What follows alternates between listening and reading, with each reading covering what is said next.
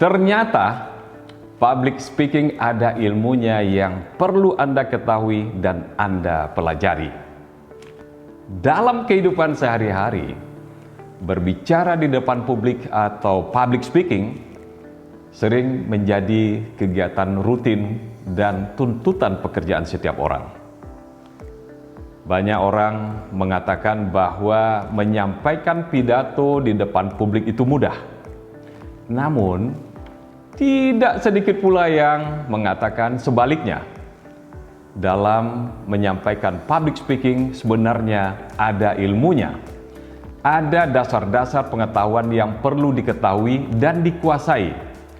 Public speaking yang baik memerlukan pengetahuan dan kemampuan yang baik pula. Karena public speaking tidak hanya sekedar bisa berbicara di depan umum, dan mengenai cara yang baik menyampaikan public speaking itu bisa dipelajari dengan mudah. Mari kita lihat pengertian public speaking. Public speaking adalah kegiatan berbicara di depan orang banyak untuk menyampaikan informasi, pemikiran, pandangan, gagasan, ajakan, bujukan, dan melakukan interaktif secara terstruktur sehingga orang lain, audiens atau pendengar dapat mengetahui, mengerti, memahami, dan sekaligus termotivasi untuk berpikir dan atau melakukan sesuatu. Apa tujuan public speaking?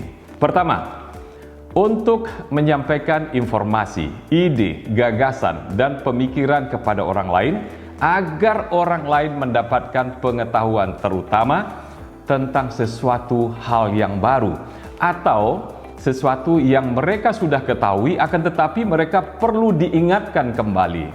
Tujuannya adalah untuk meningkatkan pengetahuan, pemahaman, dan wawasan orang banyak. Kedua, mengajak orang lain dalam hal ini adalah publik untuk bertransformasi dari satu keadaan lingkungan, kehidupan, dan kondisi sosial ekonomi yang sedang terjadi dan kurang menguntungkan ke keadaan lain yang lebih baik dan memang dibutuhkan oleh orang tersebut. Tujuan dari transformasi publik ini adalah terciptanya perubahan-perubahan struktural dalam kehidupan sosial ekonomi masyarakat dan bangsa ke arah yang lebih baik. Ketiga, untuk mendorong orang lain melakukan sesuatu dengan baik, tekun, dan bersungguh-sungguh sesuai dengan kedudukan, status, dan pekerjaan mereka masing-masing, bahwa apa yang telah dan sedang mereka lakukan selama ini adalah sesuatu yang baik dan penting, namun harus ditingkatkan agar memberi manfaat yang lebih besar bagi diri mereka dan orang banyak. Keempat, untuk mengajak, membujuk, dan mempengaruhi orang lain agar orang lain terpengaruh, terdorong, dan mau mengikuti kemauan orang yang menyampaikan public speaking. Ini sering terjadi dan terlihat nyata pada pidato-pidato yang disampaikan oleh pejabat negara atau pemerintah, tokoh politik, dan orang-orang yang mempunyai misi tertentu. Apakah public speaking mengerikan atau menakutkan? Nah, banyak orang mengatakan bahwa public speaking itu menakutkan. Itu sangat tergantung pada apakah Anda memiliki dan menguasai ilmunya atau tidak, serta apakah Anda mempersiapkan diri dengan baik atau tidak dalam menyampaikan pidato di depan umum. Sekali lagi, saya garis bawahi bahwa public speaking sesungguhnya tidak menakutkan apabila Anda menguasai ilmunya. Public speaking bisa saja jadi menakutkan apabila Anda tidak siap dan karena tidak menguasai ilmunya dengan baik. Memang ada beberapa survei yang menemukan bahwa banyak orang menilai dan merasa bahwa public speaking itu adalah sesuatu yang sangat menakutkan sehingga sering dihindari. Dikutip dari Verbling.com, survei Wall Street Journal menemukan bahwa berbicara di depan umum ternyata menduduki peringkat pertama ketakutan di antara banyak orang. Sementara CNBC News mengungkap bahwa ketakutan untuk berbicara di depan umum dirasakan oleh 75% orang dewasa. Ini ditulis oleh skillacademy.com, ya. Nah, ketakutan ini bisa dihindari dan diatasi dengan cara menguasai dan mempraktekkan ilmu public speaking yang kita bahas di dalam online kelas kita ini. Siapa saja yang memerlukan pengetahuan dan kemampuan yang baik dalam public speaking? Semua orang memerlukan pengetahuan dan kemampuan dalam public speaking.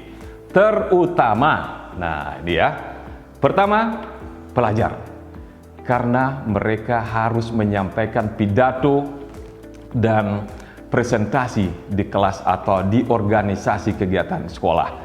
Dua, mahasiswa, karena mereka harus menyampaikan presentasi, pidato, berdiskusi, dan berdebat. Mahasiswa juga berinteraksi dengan masyarakat sebagai bagian dari kegiatan community service kampus. Ketiga, guru, karena mereka harus menjelaskan dan memaparkan banyak hal dan materi kepada murid, orang tua murid, sesama guru, pimpinan, dan masyarakat. Empat, dosen, karena dosen harus menyampaikan kuliah, paparan, penelitian, dan berbagai penjelasan kepada banyak pihak, terutama yang berkaitan dengan mata kuliah yang diajarkan. 5. Aktivis, karena mereka menyampaikan berbagai ide, kritik, gagasan, dan pandangan kepada publik dan pemerintah.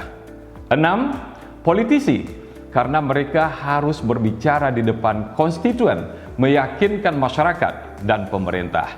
7. Motivator, karena mereka harus menggerakkan orang lain untuk berpikiran positif dan berbuat sesuatu. 8. YouTuber, karena mereka menghadapi dan berbicara di depan masyarakat luas melalui channel YouTube.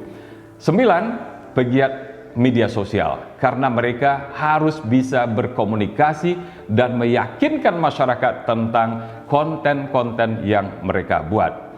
10. Pimpinan organisasi masyarakat, karena mereka harus berbicara di dalam organisasi dan dengan publik. Ke-11, pejabat pemerintah dan non-pemerintah, karena mereka berhadapan dan harus berbicara dengan kolega, pimpinan, staf, dan masyarakat.